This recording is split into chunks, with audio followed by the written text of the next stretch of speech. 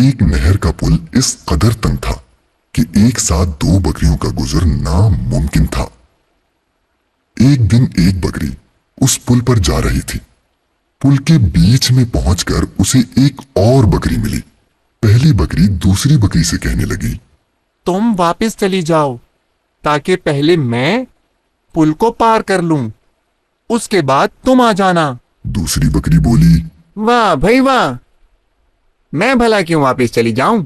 تم ہی واپس کیوں نہیں چلی جاتی؟ اور ہاں، پہلے مجھے گزر جانے دو۔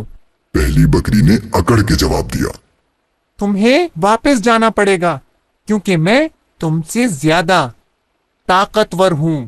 دوسری بکری نے کہا، زیادہ تو کیا، تم تو میرے برابر بھی نہیں ہو۔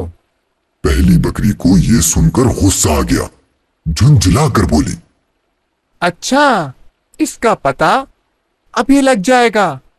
یہ کہہ کر اس نے لڑنے کے لیے اپنے سینگ نیچے جھکا لیے، اور پھر دوسری بکری نے اسے روکتے ہوئے کہا، ٹھہرو ٹھہرو، دیکھو، لڑنے سے کوئی فائدہ نہیں۔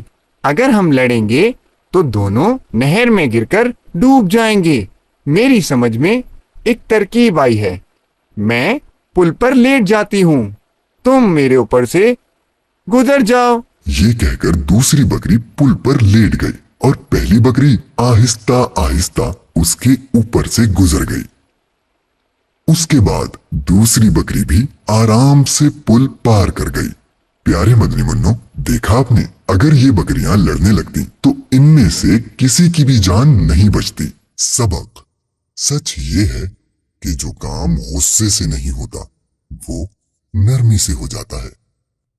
فرمان مصطفیٰ صلی اللہ تعالی علیہ وآلہ وسلم ام المؤمنین حضرت سیدتنا عائشہ صدیقہ رضی اللہ تعالی عنہا سے ارشاد فرمایا، جس شخص کو نرمی سے حصہ ملا اسے دنیا و آخرت کی بھلائی سے حصہ ملا، اور جو شخص نرمی سے محروم رہا وہ دنیا و آخرت کی بھلائی سے محروم رہا۔